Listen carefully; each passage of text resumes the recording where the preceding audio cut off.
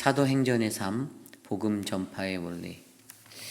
사도행전은 28장, 28장까지 있는 복음의 서신서, 바울의 복음의 사역이 아주 너무나도 잘 기록된 그러한 복음의 행진입니다. 그리고 많은 교회들이 사도행전을 다 묵상하고 나면 우리 교회가 사도행전 29장을 써야 한다, 액츠 29을 외치는 그러한 것들을 한 번쯤은 들어보셨을 거예요. 왜냐하면 하나님의 복음은요, 정체되어 있거나 멈춰진 복음이 아니라 그 복음의 원리는요, 늘 행진하는, 흘러 넘치고 계속해서 행진하는 그 행전, 바로 사도행전의 복음의 원리를 가지고 있기 때문입니다. 우리가 가지고 있는, 우리가 듣게 된 그 복음은요, 나의 삶의 환경에 아니면 내 삶 속에서만 매여 있어서는 안 됩니다. 이 복음의 참된 원리는 또 다른 사도행전의 29번째 챕터를 써나가야 하는 우리 모두의 소망이 되어야 하고요, 우리 모두의 일상이 되어야 돼요. 그렇다면 사도행전이 바로 복음을 들고 땅끝까지 주의 말씀을 증거할 또 다른 이야기로 오늘날 저희와 여러분 우리 모두에게 사도행전 29장의 이야기를 써나가게 이끌고 있는데, 그렇다면 우리가 이 사도행전을 잘 써나가고 사도행전적인 삶을 살아가기 위해서 가장 중요한 한 가지가 있는데, 그것이 이 복음이라는 것에 대해서 정확히 알아야 한다는 것입니다. 오늘은 그것에 관해서 다시 한번 상고해보자 합니다. 내가 복음을 알고 있는데 복음이란 무엇인가라는 이 질문 앞에서 제가 복음 좀 알고 있어요 라고 말하지만, 실제로 우리가 마음으로 듣고 귀로 들었던 그 복음이 우리의 삶 속에서 사도행전적인 삶의 복음의 기반이 되지 못한다면 그것은 진정한 복음이 될 수 없기에, 복음이란 무엇이고 이 복음이 어떻게 일하고 어떻게 역사하고 또 이 복음이라는 것들이 어떠한 원리로 확장되어 가고 전파되어지는지, 우리가 이 복음을 전하는 것에 대한 정확한 정체성과 당위성을 인정하며 오늘 말씀 속에서 우리의 사도행전의 삶, 복음 전파의 원리를 다시 한번 깨달아 보기 원합니다. 이 아침에 우리에게 주시는 그 말씀 안에서 저와 여러분에게 주시는 크신 은혜가 있기를 간절히 소망합니다. 사도행전의 삶, 복음 전파의 원리를 생각해 보며 우리는 지금 현재 16장부터 시작되었던 이 사도 바울과 그 일행들이 움직이고 있는 제2차 전도 여행에 관해서 다시 한번 생각해 보려 해요. 우리가 1차 전도 여행은 그들이 안디옥이라는 그 교회에서 시작하여서 지중해 중간에 있는 그 섬을 거쳐서 갈라디아 남부 쪽으로 이동하는 그러한 이동의 선들을 보았잖아요. 그리고 다시 회항하는. 그런데 이 2차 전도 여행은요, 안디옥에서부터 다시 시작하여서 이 지중해를 끼고 그 연안의 북쪽으로 해서 이렇게 빙그레 돌아서 해안에 이제 그 섬들을 거쳐서 다시 안디옥으로 돌아오는 이런 역시계 방향. 그런데 이게 어디까지 가냐면 갈라디아 남부를 관통하고 서쪽을 관통해서 그래서 마게도냐까지 나가게 되는 그러한 현상으로, 그리고 거기서부터 다시 돌아오는 이러한 원리로 이해하셔야 돼요. 복음이라는 것이요, 정말로 그냥 있는 것이 아니라 정말 우리가 생각하지 못했던 하나님의 인도하심에 따라 그 방향과 모든 것들이 설정되어서 움직이는 것들을 우리는 말씀의 역사 속에서 계속해서 묵상하고 있는데요. 그렇다면 가장 먼저 우리가 이 복음을 대할 때, 우리가 이 복음을 들고 나갈 때 어떻게 하는가? 첫 번째로 우리에게 말하는 것은요, 변하지 아니하는 복음의 메시지만을 전하라고 우리에게 말씀하고 계시는 거예요. 우리가 이 복음을 들고 나갈 때, 사명자로서 복음 전파자의 사명을 감당할 때, 여러분, 저와 여러분들이 이 변하지 않는 복음의 메시지를 가지고 계셔야 합니다. 여러분들 전도하러 나가서 무엇을 전하시겠어요? 어떤 것들을 외치시겠습니까? 우리 교회의 이름을 전하면 될까요? 회의빛 한인 장로교회라는 그 이름의 간판을 들고선 도심 한복판에 서서 우리가 찬양 전도하고 전도 용제를 나눠주고, 그러면 우리가 큰 일을 했다고 생각할까요? 저희가 지난 한 학기 동안에 복음의 전파의 사역으로 전도팀이 너무 열심히 움직여 주셨잖아요.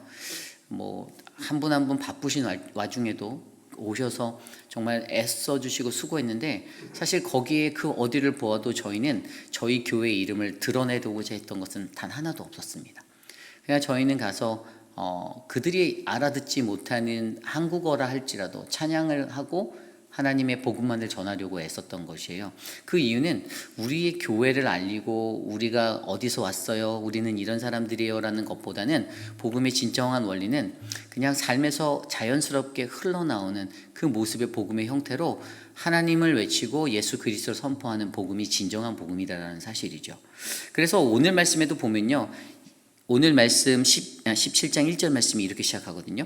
그들이 암비볼라와 아볼로니아로 다녀가 데살로니가에 이르니 거기 유대인의 회당이 있는지라. 2절입니다. 바울이 자기 관례대로 그들에게 들어가서 새 안식일에 성경을 가지고 강론하며 3절 뜻을 풀어 그리스도가 해를 받고 죽은 자 가운데서 다시 살아나야 할 것을 증언하고 이르되 내가 너희에게 전하는 이 예수가 곧 그리스도라 하니. 아멘.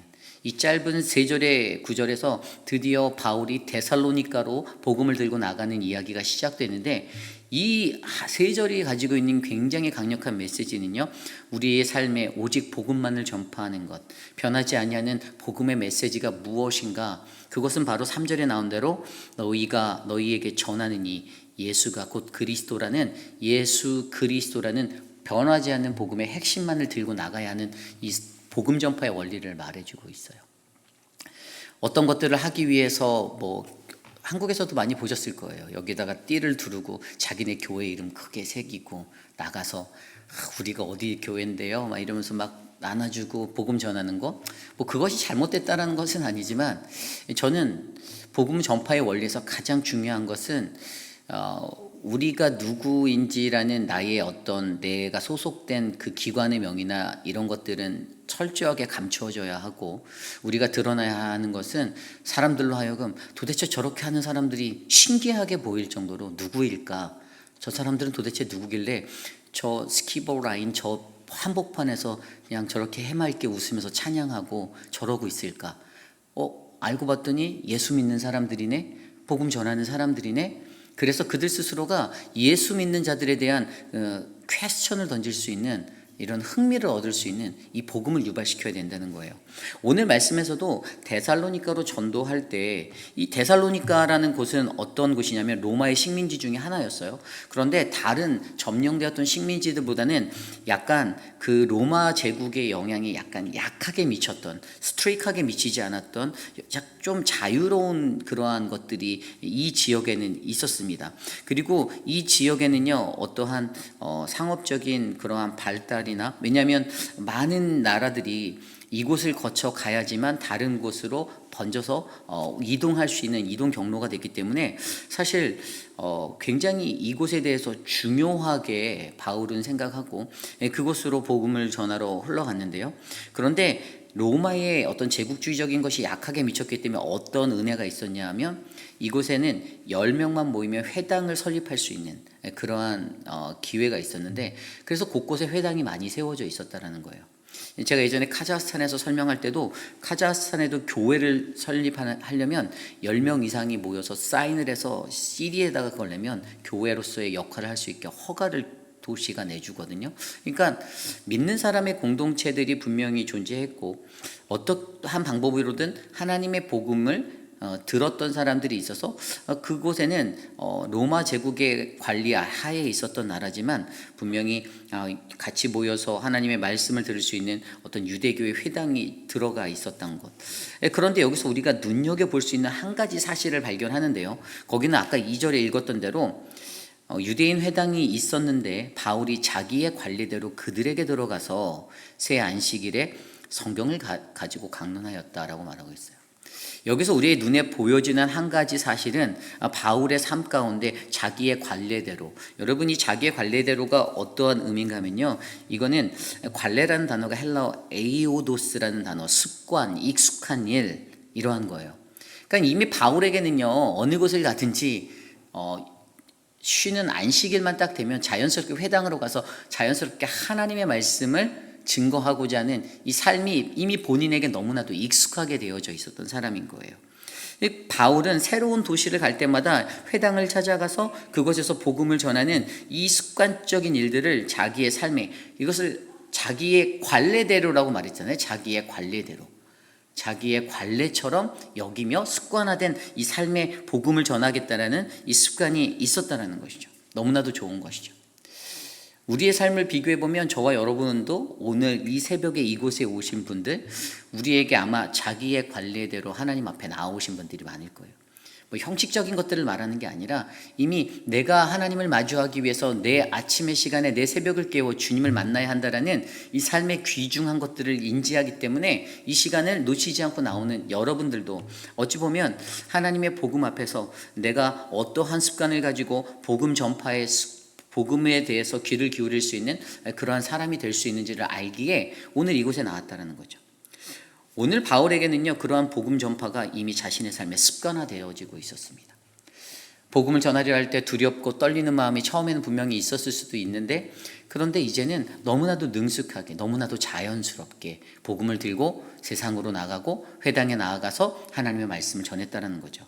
그리고 여기서 우리가 한 가지 더 눈여겨보아야 할 것은요, 그렇다면 복음 전파가 습관화가 되어 있는 그가 이 유대인의 회당에 들어가서 어떻게 전할 것인가, 무엇을 전할 것인가를 우리에게 말해주는데, 좀 전에 읽었던 말씀에 보면요, 새 안식일에 성경을 가지고 강론했다고 했어요. 여러분, 성경을 가지고 강론했다는 것은 오직 하나님의 말씀만을 전하는 것이 매우 중요하다라는 것이에요.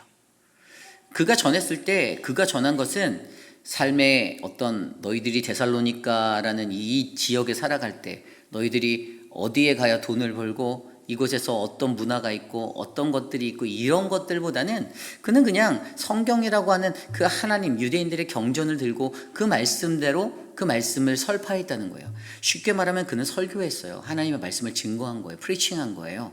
그런데 그가 성경을 가지고 다른 매테리얼이 아닌 오직 하나님의 말씀만을 전하는 것. 왜냐하면 성경이라는 것 자체가 바로 복음 대신 예수 그리스도, 하나님께 초점되어져 있기 때문이죠. 다른 것이 필요 없다라는 거예요. 다른 툴이 필요 없다라는 거예요. 그것을 전했다는 사실로 우리에게 이 방법론적인 것들을 깨닫게 해요. 그런데 성경을 어떻게 전했는가를 좀 더 자세히 살펴보면 3절이 보이는데 뜻을 풀었다라고 말하죠. 뜻을 풀었어요. explaining 한 거예요. 그리고 그 뒤에 가보면 뜻을 풀었는데 어떤 걸 뜻을 풀었나요? 딴 뜻을 푸는 게 아니라 그리스도가 해를 받고 죽은 자 가운데서 다시 살아나야 할 것을, 그죠?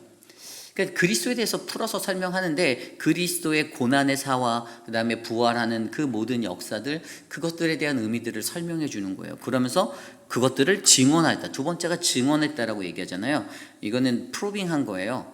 이것은 결과적으로 무엇이냐면요, 그의 설교의 메시지의 선포는요, 유대인 회당에서 일어난 선포는요, 그리스도의 고난과 죽으심 그리고 그분의 부활하심을 선포하고 해석해 주면서 오직 한 가지, 바로 그 사람이 예수 그리스도라는 이 복음에 변하지 않는 핵심만을 전파했다라는 겁니다.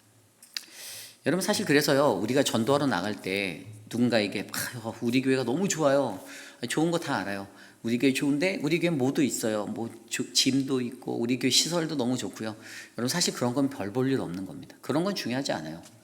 하나님을 전도할 때 이 전도의 복음의 메시지의 핵심은 그냥 예수 그리스도 이 한마디면 끝나는 거예요. 예수 그리스도, 그분이 우리의 죄 때문에 고난받으셨고 그분이 그 고난 가운데서 십자가를 이기고 부활하신 분이시다.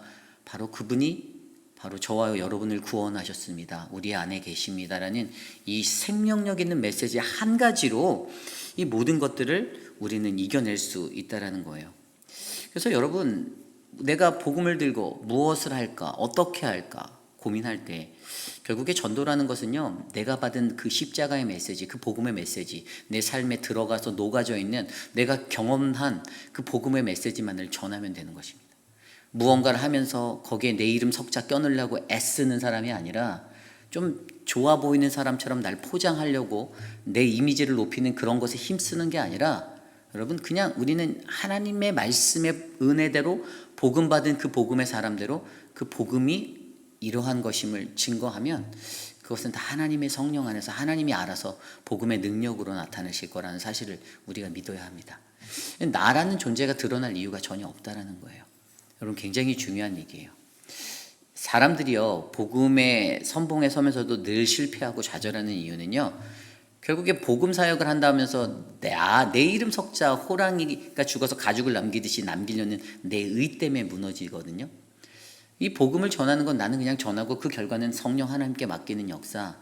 우리는 오직 복음으로 살아가는 진정한 이 삶의 원리를 깨달으셔서 복음이 무엇인지, 복음은 그냥 예수 그리스도, 그분의 이름만으로 모든 것이 가능한 것, 이것을 저와 여러분들이 깨달아 우리 교회가 감당하는 모든 복음 전파의 이 전도의 사역 가운데 하나님의 은혜가 온전하게 드러나는 믿음의 교회가 되기를 간절히 소망합니다.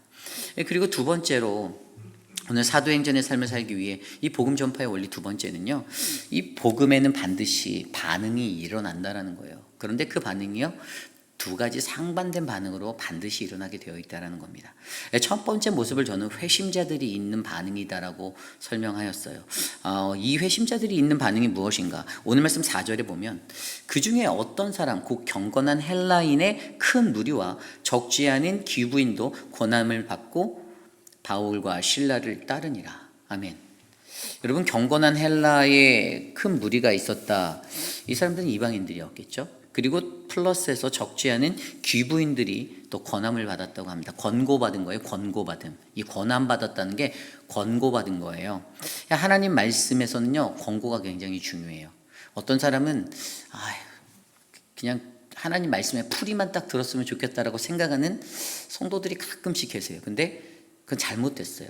저는 늘 그 말씀의 적용까지 이루어져야 된다는 거. 적용은 권고거든요. 그건 삶의 실제적인 apply, 적용을 해서 내 현실을 들여다봐야 되는 거예요. 내가 무엇을 잘못 살고 있고 내가 어떤 부분에 어긋난 신앙으로 살고 있는지를 정확히 바라보아서 내가 하나님 앞에 깨달아야 되는데 그냥 말씀 풀이만 원한다?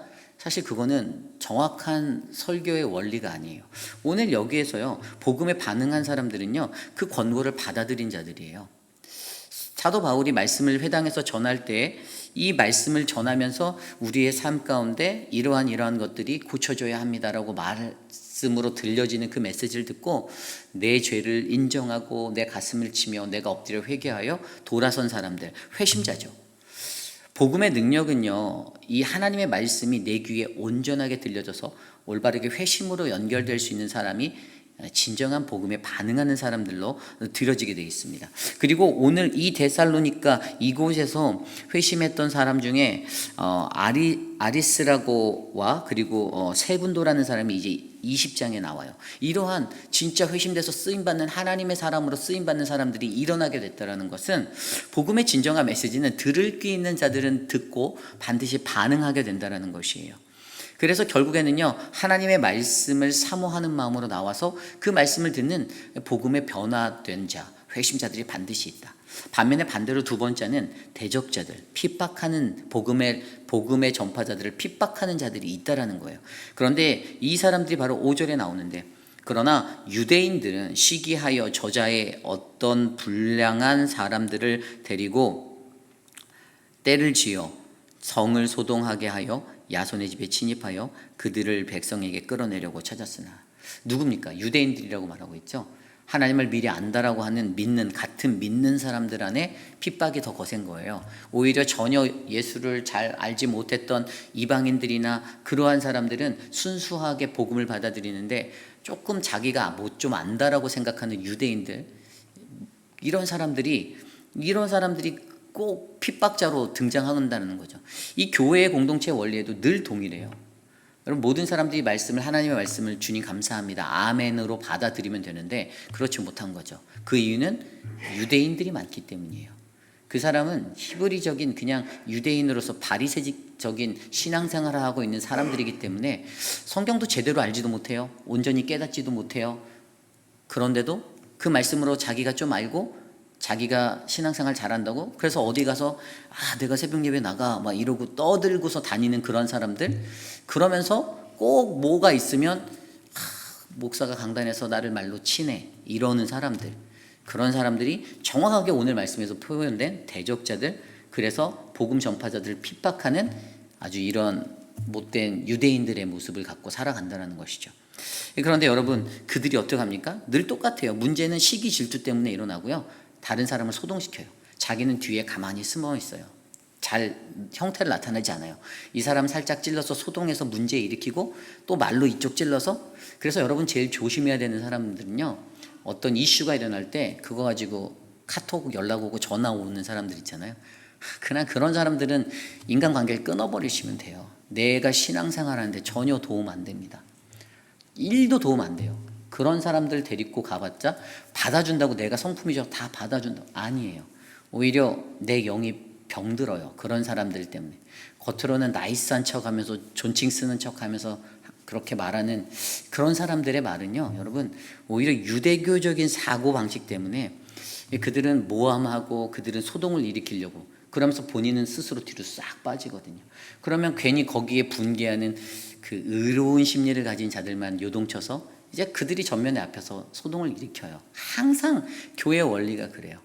그렇기 때문에 여러분, 우리가 기억해야 하는 것은 복음의 반응, 이 돌아오는 정확히 상반된 이 두 반응이 있다는 것들을 잊지 마셔야 되는 거예요. 오늘 이들이요, 이 데살로니가에서도요, 이 소동 때문에 그 야손이라는 그 사람의 집에 침입해 들어가서, 야, 너가 그 바울과 그 사람들 데리고 있었지 하면서 잡아내려고, 그리고 그들을 황제에 대한 반역자로 모함시켜버려요.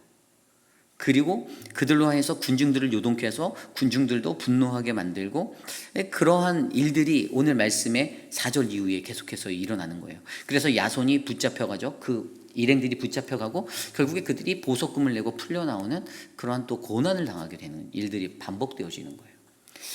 여러분, 그래서 우리가 기억해야 할 것은요, 결국에 중요한 것은 이 복음에 돌아오는 상반된 반응이 복음 안에 있다라는 것들을 잊지 마셔야 합니다. 그리고 오늘 우리가 마지막으로 살펴봐야 하는 것은요, 우리가 사도행전을 삶을 살아갈 때 이 복음 전파 원리, 그것들은 끊이지 아니하는 대적들이 있음에도 불구하고 늘 하나님의 도우심이 우리의 형제들, 믿는 형제들, 건강하고 신실한 형제들로부터 이 도움이 이루어진다는 것들을 기억하셔야 돼요. 오늘 말씀을 자세히 들여다보면요, 이 유대교 사람들이 여기서 멈추는 게 아니고요, 바울이 데살로니가에서 이러한 핍박을 받고 야손이라는 사람이 그렇게 구금됐다가 풀려나면서 보석금 내고 풀려나면서 나오자마자 했던 것이 바울 일행을 다른 지역 베레아로 옮기는 그 도움을 줘요. 그래서 바울이 베레아로 이제 옮겨가서 또 복음을 전하는데, 여러분, 베레아로 갔을 때 어떤 일들이 나냐면요, 11절 말씀에 너무 중요한 말씀이 나오는데, 베레아에 있는 사람들은 데살로니가에 있는 사람들보다 더 너그러워서 간절한 마음으로 말씀을 받고, 이렇게 나와 있어요. 여러분, 이게 뭐냐면요, 그들의 말씀을 받는 마음의 텃밭이 굉장히 중요하다는 거예요. 여기서 너그러워선 좀 더 젠틀하게 신사적으로 받아들였다는 거예요. 그래서 간절한 말씀으로 말씀을 받았다는 것은요, 그들의 삶 속에 좋은 마음의 텃밭이 있었다는 겁니다. 여기서 너그러워서 헬라어로 유게네스란 단어는 뭐 출신이 좋은, 가문이 좋은, 고귀한 이런 의미인데요. 그러니까 뭐 그 사람들이 좋은 위치에 있어서 높은 수준의 사람들이라 그들이 이것들을 받았다라는 의미가 아니라, 그 교육의 교육의 자리와는 전혀 상관없이 그들이 하나님의 말씀 앞에서 순수하게 그 말씀을 받아들일 수 있는 좋은 마음, 비판적이고 생각하며 어떻게 꼬투리 잡을까, 어떻게 바울이 말할 때 야, 쟤 내 얘기하는 것 같은데라고 꼬투리 하나 잡아서 이걸 어떻게 몰고 갈까를 생각하는 편협한 사고가 아니라 그냥 순수하게 나에게 주신 하나님의 말씀으로 이 말씀을 받았을 때 그곳에 진정한 복음의 역사가 일어났다는 것들을 우리에게 보여주고 있는 거예요. 그러므로 좋은 땅을 가지고 있는 그러한 사람들, 그리고 아까 앞서서 보았듯이 그 형제들이라고 기록되어진 야손의 형제들이 했던 것들, 그리고 10절에 나와 있잖아요, 밤의 형제들이, 그리고 이들이 그를 베레아로 옮겨주었었고, 그리고 14절에도요 또 거기서도 유대 사람들이 거기까지 쫓아왔어요. 베레아까지. 또 그러니까 또 핍박해요. 13절 보면 데살로니가에 있는 유대인들이 바울이 하나님 말씀을 베레아에서 전도하는 것도 알고 거기도 가서 무리를 움직여 소동하거든. 늘 이런 사람들은 또 쫓아다닌다니까요. 그런데 거기서도 14절에 형제들이, 하나님이 분명히 이런 고난과 억압 속에서도 형제들이라고 말하는 이 브라더스, 헬라어로 아델푸스, 성도들이에요. 진짜 성도들이에요. 진짜 성도. 가짜 성도가 아니라 거룩한 주님의 백성들. 그들을 통해서 도움을 주신다는 거죠. 결국에 여러분, 오늘 우리가 바라볼 수 있는 이 복음의 원리는요, 복음에 돌아오는 상반된 반응 가운데서도 그럼에도 불구하고 대적자들은 여전히 우리를 계속 공격하고, 그럼에도 불구하고 하나님의 도우심은 믿음의 신실한 형제들 아델포스를 통해서 끊이지 않고 우리들에게 찾아온다라는 이 복음의 사실을 믿는다라면 우리가 복음을 전할 때 가장 중요한 한 가지는 그 어떠한 상황 속에서도 우리는 오직 예수 그리스도만을 전하고 주의 말씀대로 나아가면 그 어떠한 대적자들이 우리를 넘어뜨린다 할지라도 우리는 승리할 수 있다라는 이 믿음의 공식을 발견하게 된다라는 것입니다. 여러분, 그러므로 저와 여러분들 아까 11절 말씀에서도 간절한 마음으로 말씀을 받고 이것이 그러한가 하여 날마다 성경을 상고하였다 하잖아요. 되게 중요한 거예요. 하나님의 말씀을 듣는 자들의 자세 중에 무엇이 중요하면 날마다 성경을 상고하는 거. 우리가 들은 말씀을 베레아 사람들이 가졌던 최고의 장점이 이거였어요. 따지고 비판하기 위함이 아닌 진리에 관한 깊은 묵상, 내 안의 생각, 내 말씀으로 받는 그 믿음의 성찰이 있는 곳에 복음의 불씨는 활활 타오른다라는 이 영적 원리를 발견하면서 여전히 하나님의 말씀이 올바르고 좋은 땅에 심겨져서 뿌리를 내리는 것처럼 저와 여러분들이 이 사도행전의 삶을 살아내고 복음 전파의 원리를 올바르게 이해해서 나는 낮아지고 오직 내 안에 있는 예수 그리스도만 드러나 하나님의 영광, 그 복음의 외침만 우리로 하여금 선포된다라면 저는 사도행전 29장이 완벽하게 우리 회의빌 한인 장로교회를 통해서 쓰여질 거라 확신합니다. 저는 여러분들이 그러한 인생이 되기를 소망합니다. 아무리 수십 년을 예수를 믿었다 할지라도 이 복음의 원리를 이해하지 않으면요, 교회에서는 문제아가 되는 거예요. 공동체에서는 문제아가 되는 거예요. 왜냐하면 여전히 그 복음의 원리 가운데 겸손함이 없고 내가 사라지는 자기의 사라짐과 나의 체념은 없고 자꾸만 내가 드러나려고 하고 내가 어떤 목적을 가지고 내가 이렇게 해서 나중에 교회에서 장로가 돼야지 뭐 이런 생각들이나 하고 살아간다라면 하나님은 그 복음 안에서 제대로 역사하지 않는다라는 겁니다. 우리가 건강한 마음으로 건강한 복음을 갖고 우리가 믿음으로 살아갈 때 여러분들의 주변의 사람들에게 올바른 신앙의 길을 권면하실 수 있는 그 용기가 여러분들에게 있길 바랍니다. 어떻게 살아야 진짜 구원을 받을 수 있는지, 그냥 사람들의 호의를 얻고 호감을 얻기 위해서 그들의 비위를 맞춰주고, 저는 그런 위로도 필요하다고 봐요. 하지만 그게요, 여러분, 어느 선이 있어요.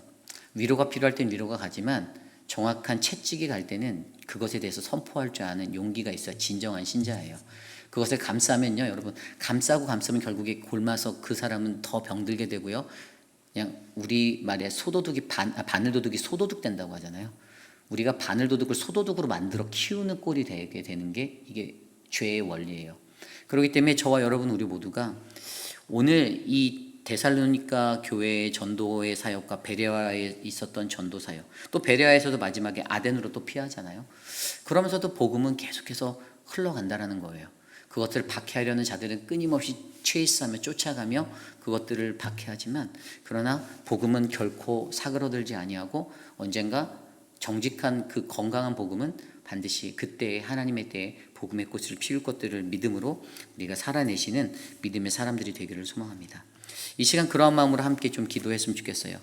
사도행전의 삶을 우리가 써나가야 하는데, 우리의 인생을 그러한 자들로 불러주셨는데, 복음 전파의 원리, 내가 복음에 대해서도 제대로 이해하지 못한 채 내가 하나님의 복음을 가리고 살진 않았는지, 하나님의 복음 대신 예수 그리스도만을 온전히 나타내며 하나님의 복음 앞에서 담대하게 살 수 있는 내가 되게 해달라고 이 시간 함께 기도합니다.